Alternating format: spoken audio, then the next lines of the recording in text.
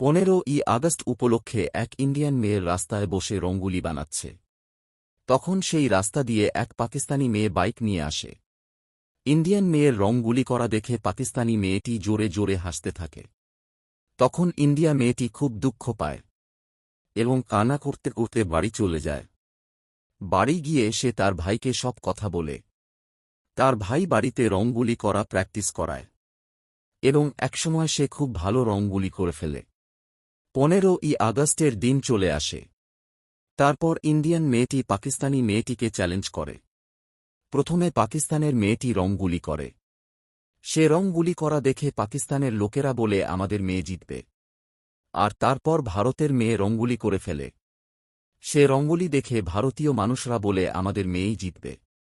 এখন সিদ্ধান্ত হবে ভোটিংয়ের মাধ্যমে।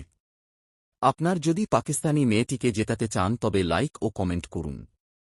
আর যদি ভারতীয় মেয়েটিকে জেতাতে চান লাইক ও সাবস্ক্রাইব করুন।